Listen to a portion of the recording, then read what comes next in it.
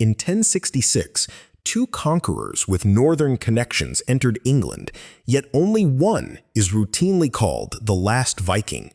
Harald Hardrada was a Norwegian king whose career included service in Byzantium and warfare across northern Europe. William of Normandy descended from Scandinavian settlers, but his duchy had a French-speaking Christian principality. Their difference reveals why the Viking Age ended. Identities and institutions changed more decisively than seafaring ambition. Stamford Bridge provides a memorable date, not a single cause. The age closed unevenly as raiding networks, royal power, defense, conversion, commerce, and settlement altered one another. Before those changes, political fragmentation often allowed mobile leaders to gather crews and seek wealth overseas. Coasts rich in monasteries, towns, and estates offered targets whose defenses initially varied greatly. Ships could move warriors rapidly, while rivers carried fleets into densely populated regions. Silver, captives, provisions, and prestige rewarded successful expeditions, encouraging further participation. Victims adapted, however, and repeated attacks transformed the political landscape confronting later crews. English rulers built fortified centers known as burhs and organized regional defense during the struggles of Alfred's reign. These measures were neither complete nor permanently successful, but they made inland campaigning more difficult.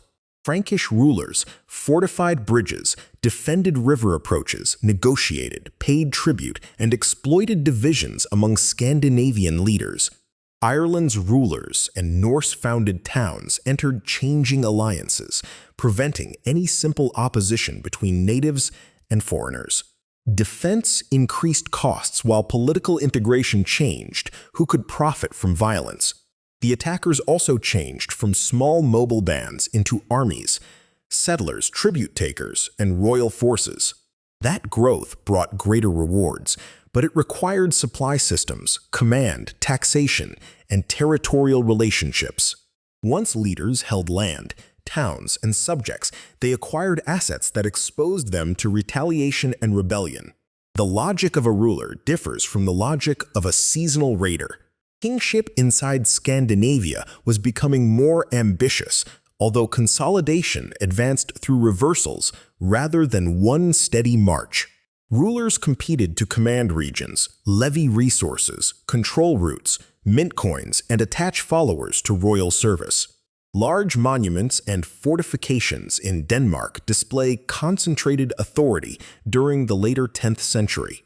The ring fortresses associated with Harald Bluetooth's era required planned construction, standardized layouts, and substantial organized labor. Their exact functions remain debated, but they demonstrate capacities far beyond an improvised raiding crew. The gelling monuments publicly connect dynasty, territorial claims, and Christianization. A royal inscription announces power rather than neutrally measuring how completely every community obeyed.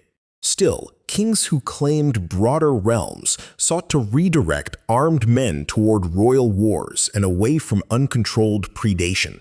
Successful raiding did not disappear. It became increasingly entangled with state formation. Svein Forkbeard's campaigns and Cnut's conquest of England were Scandinavian royal projects on an enormous scale. Cnut ruled England, Denmark, and later Norway through courts, tribute, law, patronage, and alliances. His fleets remained essential, yet describing his dominion as merely a Viking raid misses its governmental structure. After his death in 1035, that political combination fragmented, showing both the reach and fragility of personal kingship. The shift was not from violence to peace. It was from many forms of mobile predation toward wars increasingly conducted by Christian monarchies and territorial elites. Conversion accelerated that institutional transformation without instantly ending older practices. Scandinavian rulers adopted Christianity at different moments and promoted it with varying success. church organization linked kings and communities to bishops, literacy, canon law, and diplomatic networks across Europe. Christian kings could still invade, plunder, enslave, and fight one another. What changed was the political language legitimizing campaigns and the institutions absorbing their results. Churches also possessed records, land, wealth, and international relationships that strengthened royal administration. Earlier silver economies often depended heavily upon weighed metal, including coins valued as bullion. Later royal minting in parts of Scandinavia asserted controlled designs, standards, and authority.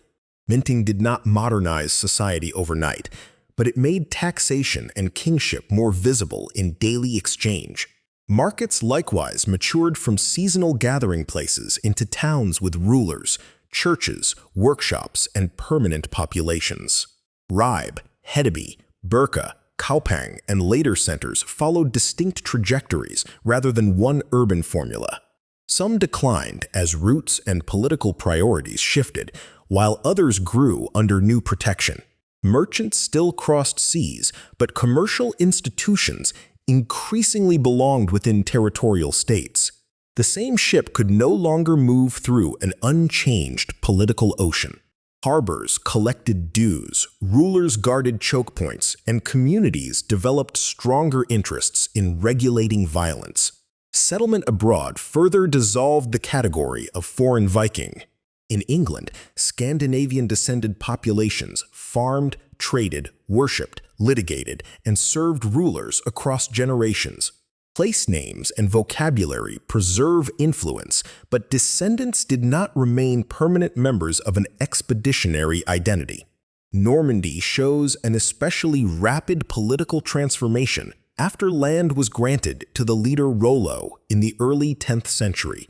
His successors became Christian dukes operating within Frankish politics, despite preserving memories of northern ancestry. In Ireland, Norse-founded towns participated deeply in regional commerce and warfare. Dublin could be both a maritime center with Scandinavian connections and an Irish political prize. Across the eastern routes, Scandinavian travelers entered Rus polities and Byzantine service within changing local systems. Varangian employment continued after conventional Viking Age end dates, proving that northern mobility itself did not cease. Iceland's Commonwealth lasted until the 13th century, while Greenlandic Norse communities endured for centuries. If overseas settlement defined the age, its ending would move far beyond Stamford Bridge. Historians therefore select an endpoint according to which process has lost its distinctive form. England's year 1066 remains compelling because Hardrada's invasion failed, and Norman rule followed immediately. The Anglo-Saxon Chronicle records the campaign, but later tradition enlarged Hardrada into a final representative of an age. His defeat did not cause Scandinavian political transformation. It displayed a world already transformed. Hardrada arrived as a Christian monarch claiming a throne, not as an anonymous pirate outside European state politics. His army depended upon royal alliances and a succession claim whose validity was politically contested.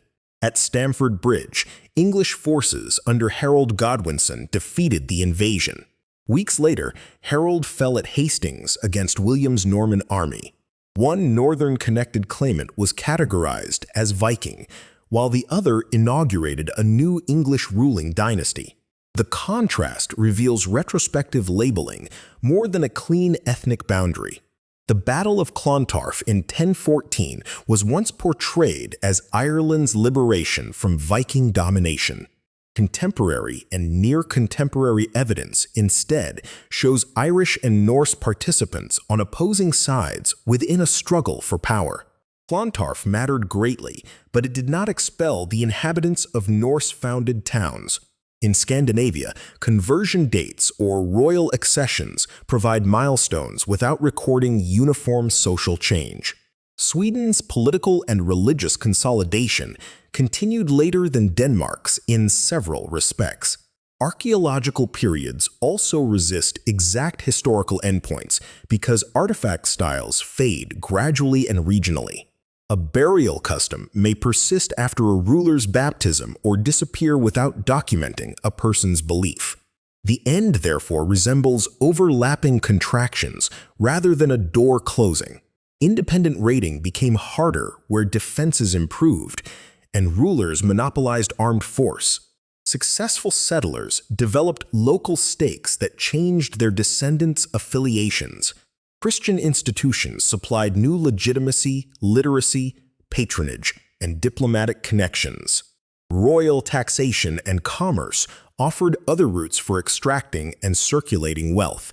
None of these mechanisms worked alone, and each produced exceptions. Piracy continued after the Viking Age, just as maritime trade and Scandinavian warfare continued. Violence did not end. Its organization and historical naming changed. Nor did ordinary people experience an immediate boundary between two eras. Farmers still managed seasonal risk, craftspeople supplied ships and towns, and enslaved people remained vulnerable within unequal societies. Administrative transformation could redirect obligations without reducing their burden. For communities abroad, the fading label often meant that descendants had become locally rooted rather than physically vanished. The strongest explanation consequently combines pressure from abroad with transformation within Scandinavian and settler societies. Better defenses reduced easy opportunities, while larger kingdoms redirected resources toward royal ambitions. Conversion and settlement integrated mobile elites into political orders they once exploited from outside. The familiar date 1066 works as the English conclusion to one major sequence, especially after Hardrada's failed claim. Cannot end Baltic networks, Varangian careers, North Atlantic communities, or every Scandinavian raid. One discovery would sharpen this answer more than another isolated weapon or ship. A dense series of securely dated records showing who financed crews, collected dues, and redirected service could trace institutional change locally. Until such evidence appears, multiple regions must retain different endings. The Viking Age concluded when maritime violence ceased to define a distinct northern relationship with its neighbors. By then, Scandinavian kings and settler descendants belonged inside Europe's competing political systems, carrying northern connections into a different age.